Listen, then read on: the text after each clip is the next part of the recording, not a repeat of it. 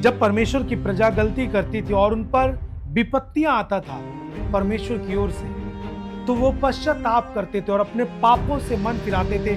पूरी प्रजा की प्रजा, यहाँ तक कि जो लोग अपने जानवर पाल के रखते थे उनको भी उपवास करा के पश्चाताप करवाते थे। सब मजबूरी में आकर के पाप करके आप पैसा कमाएं, परमेश्वर आपको कभी भी बरकत नहीं देता, कभी भी आपको ब्लेस नहीं करता, कभी भी आप परमेश्वर के जन नहीं कहलाते। और जब इस तरीके से लोग माफी मांगते हैं, सॉरी सर, सॉरी भैया, सॉरी मुझसे गलती, आपको चोट तो नहीं लगी, ये है परमेश्वर का राज्य का असर। पहला यूहन्ना उसका 1 अध्याय उसके 9 वचन को पढ़ेंगे हम। पहला यूहन्ना उसका 1 अध्याय उसका 9 वचन, यहां लिखा है, यदि हम अपने पापों को मान लें तो वह हमारे पापों को क्षमा करने और हमें सब अधर्म से शुद्ध करने में विश्वास योग्य और धर्मी है। हमें अपने अपराधों को, अपने पापों को मान लेना चाहिए। आपने गलती की है, आपको पता है, आपको परमेश्वर के सामने जाना चाहिए और अपने परमेश्वर के सामने अपने आप को रखना चाहिए और उसके विषय में पश्चाताप करना चाहिए। आप सोचते हैं कि और लोग जी रहे हैं ऐसे, तो जिएंगे हम, तो आप जिए, लेकिन उसका प्रतिफल आप पाएंगे। जिन चीजों के विषय में आप जानने के बाद भी आप अपने आप को अनजान और अपने आप को बुद्धिमान जता करके आप उस चीजों पर आप ध्यान नहीं देते हैं, आप खुद अपने आप को धोखे में डाल रहे हैं, आप अपने आप को खुद उस दुष्ट आत्माओं के चपेट में ला रहे हैं, दुष्ट शक्तियों के अधिकार में अपने आप को दे रहे हैं। आप परमेश्वर तैयार है माफी देने के लिए, आपको पश्चाताप करना है, मन फिराना है। आपको पता है कि बाइबल पश्चाताप के विषय में बहुत ही गंभीरता से आपको समझाता है। जब परमेश्वर की प्रजा गलती करती थी और उन पर विपत्तियां आता था परमेश्वर की ओर से, तो वो पश्चाताप करते थे और अपने पापों से मन फिराते थे। पूरी प्रजा की प्रजा, यहाँ तक कि जो लोग अपने जानवर पाल के रखते थे उनको भी उपवास करा के पश्चाताप करवाते थे। सब पश्चाताप करते थे और मानते थे इस बात को कि प्रभु हमने गलत किया है, अब हम गलत नहीं करेंगे, तुझे छोड़ किसी की आराधना नहीं करेंगे, अब हम व्यभिचार की ओर नहीं जाएंगे, अब हम इस काम को नहीं करेंगे। तब परमेश्वर उन पर दया करता था, उन्हें माफ कर देता था। वही परमेश्वर आज भी है। परमेश्वर के सामने पारदर्शी रहना सीखें। परमेश्वर आपको देखना चाहता है और आप अपना हृदय उसके सामने खोल कर रखें। यदि आप में कुछ गलतियां आज हो गई हैं तो परमेश्वर के सामने वो छिपनी नहीं चाहिए। यदि आपसे वो गलतियां कुछ आज हुई हैं तो परमेश्वर से नहीं छुपनी चाहिए, उसे परमेश्वर के सामने रखना चाहिए और बोलना चाहिए, प्रभु मुझसे गलतियां हुई हैं आज। और जो पश्चाताप का हृदय होता है वो अलग होता है प्रेम। मैं एक आपको उदाहरण दूंगा, बाइबल से एक उदाहरण पढ़ूंगा मैं और मैं बोलूंगा, आप उसे पढ़ लेंगे बाद में। लूका रचित सुसमाचार उसका 7 अध्याय उसके 36 से 50 पद में एक स्त्री के बारे में वर्णन है। एक फरीसी के घर में यीशु मसीह है। वो इनवाइट किया गया फरीसी के द्वारा और फरीसी के घर में यीशु मसीह गया था और उस जगह पर लोग बात कर रहे हैं और कुछ ना कुछ खा पी रहे हैं और अपनी बातें रख रहे हैं लोग। उतने में वहां पर एक स्त्री आती है और वो व्यभिचार करने वाली स्त्री थी। वो अपने देह का व्यापार करती थी। पाप होता है, वो चाहे मजबूरी से हो, चाहे अपनी इच्छा से हो, पाप होता है। पाप के लिए कोई भी कम ज्यादा उसका फल नहीं है, परंतु पाप का एक फल है, वो है मृत्यु। कुछ लोग कहते हैं कि मजबूरी में किया गया काम पाप नहीं है, मजबूरी में किया गया नहीं। देह का व्यापार करना यह व्यभिचार है, यह मजबूरी नहीं है।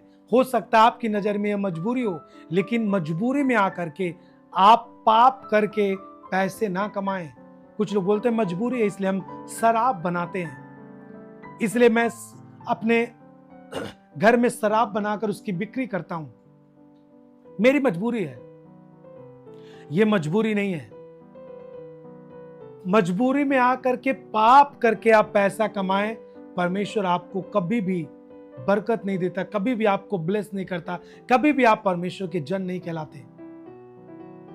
आपको पैसे कमाना है तो आप पाप करके नहीं, परंतु आप दुनिया में बहुत सारे काम दिए हैं जिसमें आप मेहनत करके आप अपने जीवन को यापन कर सकते हैं।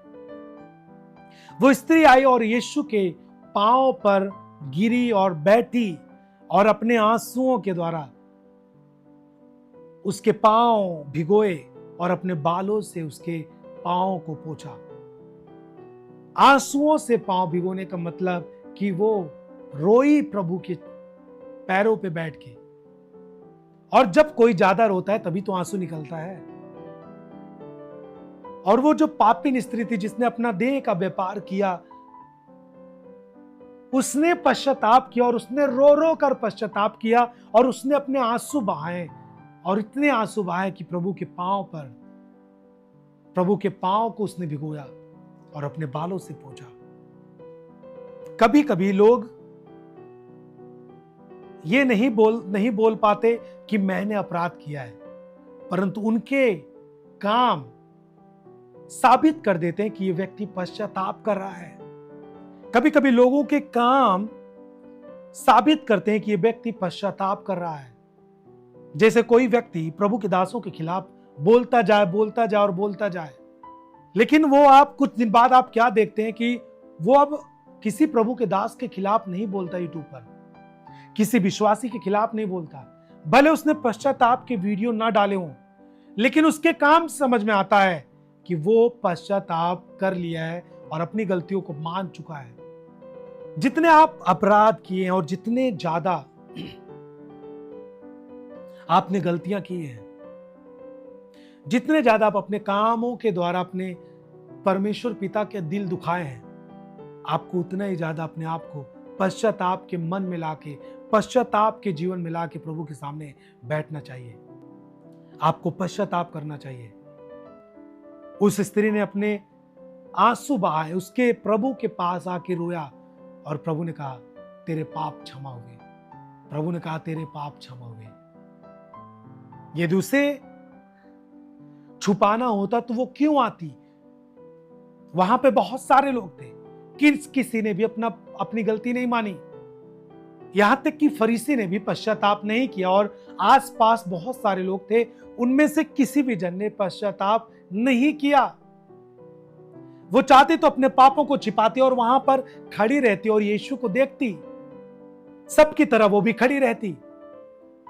लेकिन वो भीड़ से निकलकर वो उस जगह पर अपने आप को प्रकट कर दिया कि प्रभु मैंने गलती की है, मैंने अपने जीवन में पाप किया है, अब मैं अलग जीवन जीना चाहती हूं तेरे द्वारा। इसीलिए वो प्रभु के चरणों में आई। इसलिए मैं आपको कहता हूं कि आप भीड़ को देख के ना चलें, आप अपने दोस्तों को देख कर ना चलें, परंतु यदि आप अपनी गलतियों को मानते हैं तो प्रभु आपको क्षमा भी करता है और आपको सफल भी करता है और आपको एक अलग जीवन भी देता है और आप प्रभु के हृदय में एक अलग जगह बना पाते हैं। फरीसियों के घर में, जो फरीसी था उसके घर में और भी लोग इनवाइट थे, उसके दोस्त लोग। मैं आपसे कहना चाहता हूं, हो सकता है आपके कुछ दोस्त प्रभु में आने के बाद गलती किए हों और वो पश्चाताप नहीं किए, लेकिन उन्हें देखकर आपको नहीं रुकना है कि वो पश्चाताप नहीं किए तो मैं भी नहीं करूंगा। फिर आप उस फरीसी की तरह होंगे और आप उस फरीसी के घर में इनवाइट लोगों की तरह होंगे। लेकिन उस जगह पर एक स्त्री आकर अपने पापों को मान लेती है और प्रभु के हृदय में अपना जगह बना लेती है और प्रभु ने उस जगह पर, उस घर में उस स्त्री की चर्चा की। वैसे ही प्रभु आपकी भी चर्चा करता है और आपकी एक अलग पहचान बनाता है। मेरे प्रियो, पवित्रताई की एक अलग पहचान होती है। पश्चाताप करने वाले व्यक्ति की, गलती मानकर छोड़ देने वाले व्यक्ति की एक अलग पहचान होती है। जवानों, जो अपनी गलतियों में बने रहना चाहता है, उसी में रहना चाहता है, उसी में जीना चाहता है, वो कठोर हो जाएगा और एक दिन प्रार्थना, वचन, चर्च जाना, संगति, सब कुछ उसे एक बहुत अजीब दिखने लगेगा और वो खत्म हो जाएगा दुनिया से। भले आप उसके फेसबुक पर उसके नाम के आगे पीछे नए नए मसीह में आने के बाद डेविड, पीटर, सैमुअल लगाया हुआ आप उसके फेसबुक पर उसके नाम में पा सकते हैं, लेकिन उसका जीवन प्रभु के करीब नहीं होता। पतरस भी जब यीशु मसीह का 3 बार इनकार किया लोगों के डर के मारे, जब लोगों ने पूछा तू यीशु के साथ था, तेरे बोली गवाही देती कि तू यीशु मसीह में यीशु के साथ था, उसने लोगों के डर के मारे यीशु मसीह का इनकार कर दिया और 3 बार इनकार किया। लेकिन बाइबल क्या कहती मालूम? वो बाहर जब गया, जब मुर्ग ने बांग दी तो उसे याद आया यीशु मसीह ने क्या कहा था, और उसने अपनी गलतियों पर पश्चाताप किया। और बाइबल कहती है वो फूट फूट कर रोया। कुछ लोगों को लगता है पश्चाताप क्या है? पश्चाताप बहुत हल्की बात समझ में आती है। मैं आपसे कहना चाहता हूं पश्चाताप मसीही जीवन की शुरुआत है। पश्चाताप क्या है इतना हल्के से बोलना नहीं, पश्चाताप मसीही जीवन की शुरुआत है। यहीं से होता है स्वर्गीय जीवन को ग्रहण करना, स्वर्ग राज को ग्रहण करना, मन फिराना, पश्चाताप करना। यीशु मसीह के राज्य की आपके अंदर शुरुआत होती है। यह मसीही जीवन की शुरुआत है। बिना पश्चाताप के आप कुछ नहीं पा सकते। पतरस क्यों रोया? उसको तो यह सोचकर छोड़ देना चाहिए, अरे यीशु ने खुद भविष्यवाणी की थी कि पतरस तू 3 बार इनकार करेगा, तो उसको रोना नहीं चाहिए था। लेकिन वो क्यों रोया? क्योंकि उसे पता है कि मैंने डर के मारे, लोगों के, दुनिया के डर के मारे मैंने अपने प्रभु का इनकार किया। ये मेरे लिए बहुत गलत चीजें मुझे हो गई, मेरे द्वारा हो गई। मैंने जिस मुख से यीशु का चेला होने के नाते अंगीकार किया था, अरे ये तो प्रभु है, उसी मुख से मैंने अंगीकार किया कि मैं प्रभु को नहीं जानता। वो फूट फूट कर रोया और अपनी गलतियों का पश्चाताप किया, और प्रभु ने इसे माफ किया और अपने चेले के रूप में हमेशा इस्तेमाल करता रहा। भले आप एक चेले हों, लेकिन आपके अंदर पश्चाताप नहीं है तो प्रभु आपको यूज नहीं करता। भले आप एक वॉलेंटियर है, यदि आपके अंदर पश्चाताप नहीं है तो आपको प्रभु कभी यूज नहीं करेगा। पश्चाताप मसीही जीवन की शुरुआत है और यह आत्मिक जीवन को बहुत ऊपर ले जाता है। गलती मानना चाहिए, यदि आपसे गलती हुई है तो माफी मांगना चाहिए। और जब आप माफी मांगते हैं तो आप परमेश्वर के एक पुत्र और पुत्री के रूप में इस दुनिया में पूरी तरीके से प्रभाव डालते हैं।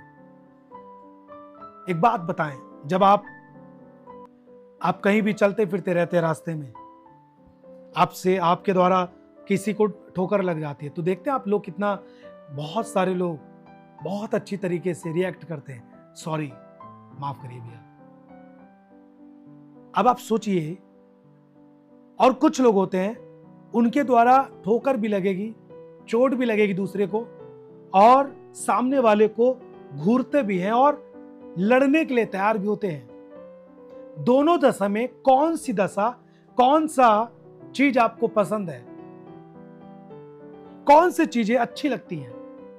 मुझे तो वो चीजें अच्छी लगती है जब किसी को ठोकर लगता है और किसी को चोट आए तो हम माफी मांगते हैं। और जब इस तरीके से लोग माफी मांगते हैं, सॉरी सर, सॉरी भैया, सॉरी मुझसे गलती हुई, आपको चोट तो नहीं लगी, ये है परमेश्वर का राज्य का असर और परमेश्वर के राज्य का एक प्रैक्टिस, वचन का प्रगटीकरण। ये और जब आप सोचिए कि इस तरीके से लोग जब करना शुरू करेंगे, उसमें आप हिस्सा बनेंगे और आप करना शुरू करेंगे इस तरीके से, तो आप सोचिए कि हर जगह लोग जैसे चंगाई पाते हैं तब परमेश्वर की उपस्थिति फील करते हैं, वैसे जब लोग इस तरीके से जीने लगेंगे, लोग उस समय उस जगह भी परमेश्वर की उपस्थिति को महसूस करेंगे।